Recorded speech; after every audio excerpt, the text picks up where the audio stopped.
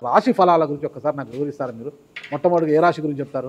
తప్పకుండా. ఇప్పుడు ఇది మనకు వచ్చేది 2025 ఆంగ్ల సంవత్సరాది. ఓకే. అంటే కొంతమంది విమర్శించారు 24 కదా, 24, 25. అదే 25 ఆంగ్ల సంవత్సరాది అంటే మనం ఇంగ్లీష్ క్యాలెండర్ అంటే 25లో వచ్చేది 25 ఆంగ్ల 25 కదా, జనవరి 1 25. ఓకే. జనరల్ గా మనము అంటే మరి మీరు ఉగాది నుండి ఎందుకు చెప్పట్లేదు అంటే చాలా మంది ఉగాది వరకు కూడా ఆగట్లేదు, జనవరి 1 కూడా ఆగట్లేదు, డిసెంబర్ నుండి నవంబర్ నుండి అడుగుతా ఉన్నారు అందరూ. ఓకే. ఇప్పుడు క్లయింటెల్ నన్ను అడిగేవాళ్ళు ఏంటంటే గురూజీ ఇప్పుడే చెప్పేసేయండి మాకు, మేము జాగ్రత్తలు తీసుకుంటామని చెప్పి అడుగుతా ఉన్నారు. సో అందుకనే 2025 సంవత్సరం ఆంగ్ల సంవత్సరాది అంటే జనవరి 1 నుండి ఎలా ఉండబోతుంది అనేది మనం ఒకసారి చూసుకుంటే, అన్నిటికంటే ముఖ్యంగా ఈ వచ్చేటువంటి సంవత్సరం పేరు శ్రీ విశ్వావసునామ సంవత్సరము. విశ్వావసునామ సంవత్సరము. సో రాబోయేటువంటి ఎందుకు గురుగారు అది వస్తుంది పేరు 60 సంవత్సరాల్లో ప్రతి సంవత్సరం ఒక్కొక్క పేరు వస్తుంటది. పేరుతో ఏం స్పెషాలిటీ లేదు. క్రోధినామ సంవత్సరం అనే నెగిటివ్ అట్లా ఏం లేదు. సంవత్సరాల్లో దీని పేరు విశ్వావసునామ సంవత్సరం. సో ఈ సంవత్సరానికి అధిపతి రాజు కాబట్టి, రవి కాబట్టి రాజు. సో రవి మనకు కమాండ్ చేస్తా ఉన్నాడు కాబట్టి ఈ సంవత్సరం అతి ముఖ్యమైన విషయం ఏంటంటే రాజకీయంగా దేశవ్యాప్తంగా రాష్ట్రాల వ్యాప్తంగా పెను సంచలనాలు నమోదవ్వడము ఈ సంవత్సరం 2025 సంవత్సరం లక్షణాలు. ఎందుకంటే రాజుల మధ్యన రాష్ట్రాల మధ్యన గొడవలు, మరీ ముఖ్యంగా కొంతమంది ప్రముఖ రాజకీయ నాయకులకు మృత్యుగండము, అలాగే అన్ని రంగాలలోకి సెలబ్రిటీలు, సినిమా ఇండస్ట్రీ, రాజకీయము, బిజినెస్, ఎనీ ఇండస్ట్రీ, యువకులు, మరి ముఖ్యంగా మగవాళ్ళు యువకులు 40 సంవత్సరాల వయసులోపు ఉండే వాళ్లకు కార్డియాక్ అరెస్ట్లు అనేటివి ఈ సంవత్సరం అతి ముఖ్యమైన విషయం.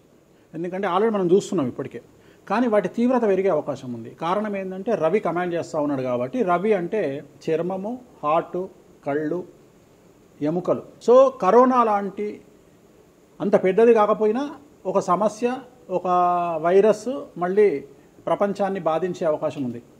అది మరీ ముఖ్యంగా చర్మం మీద దాడి చేసే అవకాశం ఉంది. అంటే చర్మానికి సంబంధించినటువంటి ఒక సమస్యల బారిన పడి ఈ సంవత్సరము జనాలు వైరస్ బారిన పడే అవకాశం ఉంది మరీ ముఖ్యంగా. అలాగే ఇప్పుడు 40-50 ఇంచుమించు 40 సంవత్సరాల లోపు యువకులకు కార్డియాక్ అరెస్ట్లు అనేటువంటివి జరిగే అవకాశాలు కనిపిస్తూ ఉన్నాయి. అలాగే ఈ సంవత్సరం గుండెపోటు వల్ల మరణాల సంఖ్య చాలా ఎక్కువ. ఇదంతా 2025 జనవరి నుంచి. జనవరి నుంచి ఎగ్జాక్ట్లీ. అలాగే ఈ సంవత్సరము ఎండల తీవ్రత చాలా ఎక్కువ, విపరీతమైనటువంటి ఎండలు ఉండే అవకాశం ఉంది. అలాగే ఈ సంవత్సరాలు ప్రపంచవ్యాప్తంగా అగ్నిపర్వతాల పేలుడు అనేటువంటిది ఈ సంవత్సరం గమనించాల్సినటువంటి విషయం. అలాగే ఈ సంవత్సరం మంచు పర్వతాలు కరగడం వల్ల వాతావరణంలో మార్పులు గమనించాల్సి ఉంటుంది ఈ సంవత్సరం. అలాగే అమెరికా దేశానికి విపరీతమైనటువంటి గాలి తుఫానులు, వరదలు ఈ సంవత్సరం కనిపిస్తూ ఉన్నాయి. అలాగే 1-2 దేశాల మధ్యన యుద్ధ వాతావరణం ఖచ్చితంగా ఉండి తీరుతుంది, లేదా యుద్ధం జరుగుతున్నాయి కదా, అది ఇంకా పెరుగుతుంది. ఇప్పుడు ఉన్నదానికంటే తీవ్రత పెరుగుతుంది అనేది. అలాగే మనకు 2025 సంవత్సరంలో సెప్టెంబర్ 7వ తేదీ 2025 సంవత్సరం ఆదివారం రాహుగ్రస్త సంపూర్ణ చంద్రగ్రహణం ఏర్పడుతుంది. ఇది కుంభరాశికి వ్యతిరేకమైన ఫలితాలు ఇస్తుంది. అలాగే వచ్చే సంవత్సరం అంటే 2025 సంవత్సరంలో మే 9వ తేదీ నుండి సరస్వతి నదికి పుష్కరాలు అనేటువంటివి ఏర్పడతా ఉన్నాయి. ఈ సంవత్సరము రాజకీయ నాయకులకు సంబంధించి మరీ ముఖ్యంగా ఇందాక మనం మాట్లాడుకున్నట్టుగా పవన్ కళ్యాణ్ గారికి ఏలినాటి శని వెళ్ళిపోతుంది. అలాగే లోకేష్ గారి జాతకరీత్యా, పవన్ కళ్యాణ్ గారి జాతకరీత్యా విపరీత రాజయోగం అనేటువంటిది కనిపిస్తూ ఉంది. జగన్మోహన్ రెడ్డి గారికి లేదా రాజయోగం వల్ల? ఇప్పుడు లేదు, ఈ సంవత్సరం లేదు. అంటే 2025 సంవత్సరంలో లేదు. 29 కన్నా ఉందా? అది మన తర్వాత మాట్లాడుకుంటాం. ఓకే. 25లో మాత్రము నేను అనేది ఏంటంటే ఇప్పుడున్న స్థాయి కంటే వీళ్ళిద్దరికి ఇంకా పై స్థాయికి వెళ్లే అవకాశం ఉంది, లోకేష్ బాబు గానీ పవన్ కళ్యాణ్ గారు కానీ. అదే నాకు అర్థం కావడం, వాళ్ళిద్దరు మంత్రులే, నాకు అర్థం కాదు. ఇంకా ఇప్పుడు ఉన్నటువంటి పదవుల కంటే కూడా గొప్ప పదవులను వీరు పొందేటువంటి అవకాశాలు కనిపిస్తున్నాయి. రాజ్యసభ తీసుకుని కేంద్రానికి వెళ్తారా? కేంద్ర మంత్రులు వెళ్తారా? కేంద్ర మంత్రులు వెళ్తారా? పెద్దదే కదా, కేంద్ర మంత్రి అనేది పెద్దది కదా. సో అది ప్రభాస్ గారి జాతకంలో చాలా అనుకూలమైనటువంటి ఫలితాలు, శుభవార్తలు వినేటువంటి అవకాశాలు కనిపిస్తా ఉన్నాయి. వివాహం అవుతుందా చెప్పలేము, ఎందుకంటే తులారాశి కాబట్టి వివాహం కావచ్చు. సో ఫ్యాన్స్ కి ఇది పండగనే, పెద్ద పండగనే. ఓకే. సో ఇది ఓవరాల్ గా ఇంకా బేసిక్ డీటెయిల్స్, అంటే ఓవరాల్ 2025లో ఎలా ఉంటుంది. సో ఇప్పుడు మనం రాశుల గురించి కనుక తీసుకున్నట్లయితే మకర రాశి 2025 సంవత్సరం మకర రాశి జాతకులకు ఆదాయం 8, వ్యయం 14, రాజపూజ్యం 4, అవమానం 5. ఈ సంవత్సరం ఏలినాటి శని వెళ్ళిపోతూ ఉన్నది. గత 8 సంవత్సరాల నుండి మీరు పడుతున్నటువంటి కష్టాలకు విముక్తి ఈ సంవత్సరం కలగనుంది. విపరీతమైనటువంటి అనుకూలతలు, విపరీత రాజయోగాలు, ఉద్యోగస్తులకు, విద్యార్థులకు పూర్తి స్థాయి అనుకూలతలు, విదేశీ యానము, విదేశీ పెట్టుబడులకు అనుకూలతలు, మరీ ముఖ్యంగా రాజకీయ నాయకులకు విశేషించి అనుకూలతలు. ఈ రాశిలో ఉండే రాజకీయ నాయకులకు అనుకోకుండా పదవీ లాభం సూచనలు గోచరిస్తూ ఉన్నాయి. కొంతమంది ఈ రాశిలో ఉండే రాజకీయ నాయకులు మరియు పెద్ద మంత్రి స్థాయి వరకు వెళ్లే అవకాశాలు గోచరిస్తూ ఉన్నాయి. ఈ సంవత్సరం కాకపోతే కుటుంబంలో ఎవరైనా ఒకరు మీకు దూరం అయ్యేటువంటి పరిస్థితులు కనిపిస్తూ ఉన్నాయి. అంటే ఇంత పాజిటివ్గా ఉన్నా ఎవరో ఒకరు ఈ సంవత్సరం కుటుంబంలో నుండి ఒక వ్యక్తి మీకు దూరం అయ్యేటువంటి కనిపిస్తూ ఉన్నాయి. స్త్రీలకు ఈ సంవత్సరం అనుకూలంగా ఉండబోతుంది. చాలా చాలా బాగుంటుంది. స్త్రీలకు ఉద్యోగపరంగా, విద్యాపరంగా, వ్యాపారపరంగా అన్ని రకాలుగా ఈ స్త్రీలకు ఈ సంవత్సరం అనుకూలంగా ఉండబోతుంది. మరీ ముఖ్యంగా వైద్య రంగంలో ఉండేవారికి విశేషించి ఈ సంవత్సరం అనుకూలమైన ఫలితాలు ఉంటాయి. విద్యా వ్యాపారంలో, వైద్య వ్యాపారంలో ఉండేవారికి ఈ సంవత్సరం విశేషించి అనుకూలంగా ఉండబోతుంది. ప్రభుత్వ ఉద్యోగంలో పనిచేసే వారికి ఈ సంవత్సరం ప్రమోషన్లు గోచరిస్తూ ఉన్నాయి. ఈ సంవత్సరం అన్ని రంగాల వారికి విశేషించి యోగకాలంగా భావించాల్సి ఉంటుంది. మీది వృశ్చిక రాశి. మీది అదేనా? మరి ఎలా గురుగారు ఈ మధ్యన బాగానే ఉందంటారు? మనకు బాగుంది. ఇంకా మన రచ్చనే, ఇంకా రచ్చనే రచ్చనే. ఇక ఎట్లా రచ్చ? ఇంత వివాదాలు అవుతున్నాయి, ఏం కథ అసలు? ఇంకా లైఫ్ అన్నప్పుడు ఇప్పుడు రేవంత్ రెడ్డి ఉన్నాడు. రేవంత్ రెడ్డి ఎన్ని కష్టాలు అనుభవిస్తే సీఎం అయినాడు. అంటే ఇక కష్టం తర్వాత సుఖం రెడీగా ఉంటుంది. ఓకే, ఇప్పుడు కష్టపడ్డారు కాబట్టి మీకు సుఖం ఉంది అంటారు. మీకు కాదు, మళ్ళీ మీకు మనకు అందరికీ. ప్రతి మనిషి జీవితంలో పండ్లున్న చెట్టుకే రాయి దెబ్బలు, అంతేగాని పళ్ళు లేని చెట్టుని ఎవడు పట్టించుకుంటాడు? పళ్ళు ఉంటేనే దాన్ని రాయి చేస్తారు. అట్లనే మనం కూడా అంతే అండి. వేణుస్వామి అంటే పూజలకు పెట్టింది పేరు. పెద్ద పెద్ద రాజకీయ నాయకులకు, ముఖ్యమంత్రులకు, కేంద్ర మంత్రులకు, పెద్ద పెద్ద వాళ్ళకు కూడా, ఇక్కడ కాదు మీరు అబ్రాడ్స్ కూడా వెళ్ళి పూజలు చేసి వస్తున్నారు. చాలా కాస్ట్లీ స్వామి, చాలా గొప్ప పూజలు చేస్తుంటారు. అంత పవర్ఫుల్ పూజలు. అంటే ఇప్పుడు మీరు చేస్తున్న పూజల మహిమ వల్లనే మీ మీద ఇన్ని వివాదాలు వచ్చినా కూడా మీరు బయటపడగలుగుతున్నారు. 100% పర్ఫెక్ట్. ఇక దానికి ఆన్సరే లేదు. ఇక ఇప్పుడు మనం కొట్లాడాలంటే 10 రకాలు ఉంటాయి. మనం కొట్లాడతలేము. అందుకనే మనం ఒకటే, మన పూజల్ని మనం నమ్ముకుంటున్నాం అంతే. అమ్మవారిని నమ్ముకుంటున్నాం. ఇప్పుడు ఒక్కొక్క సమస్యకి ఒక్కొక్క అమ్మవారు పరిష్కరిస్తుంది. దశమహావిద్యల్లో మనం అదే చేస్తున్నాం. ఇప్పుడు నేను ఒకటే మాట చెప్తా. కాంట్రవర్సీస్ వచ్చినాయి, మీరు అడిగినరు, ఎన్ని సమస్యలు వచ్చినాయి.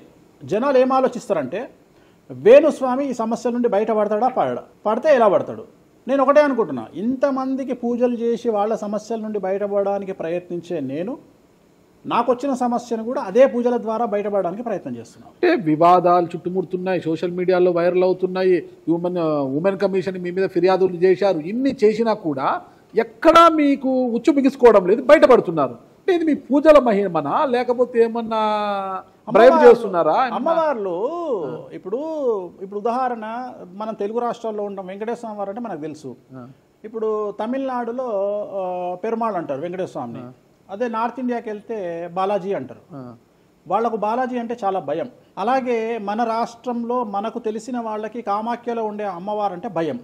కానీ తెలియని వాడికి భయం ఉండకపోవచ్చు. వాడు ఇష్టం వచ్చినట్టు కామెంట్ చేయొచ్చు అమ్మవారు. చాలా మందికి మీరంటే భయం అనుకుంటా. అంటే మనం చేసే పూజల వల్ల ఉండొచ్చు. ఓకే, నేను అనేది ఏంటంటే, నేను చేసే అదే ఇందాక మనం మాట్లాడుకున్నప్పుడు అదే చెప్తున్నా, వామాచారంలో పూజలు చేయాలంటే భయపడతారు. కారణం ఏమిటి అంటే ఖచ్చితంగా మందును ముట్టుకోవాలి, నాన్ వెజ్ను ముట్టుకోవాలి. దానికి వీళ్ళు చేసే పూజలు అడ్డుపడతాయి. అంటే వీళ్ళు సమాజంలో భయపడతారు కాబట్టి వీళ్ళు వాటి జోలికి పోరు. తాంత్రిక పూజలు లాగా ఉంటాయి మీరు చేసే. తాంత్రిక తంత్ర మార్గం అంటారు దాన్ని. శ్రీకాళహస్తిలో కాదు శ్రీకాళహస్తిలో రావుకేతు పూజ చేయించుకున్నారు కదా, తాంత్రిక పూజలే. అది నిమ్మకాయ పెడితే తంత్రమే, గుర్తుపెట్టుకోండి. నిమ్మకాయ ఎక్కడ పెట్టినా తంత్రమే.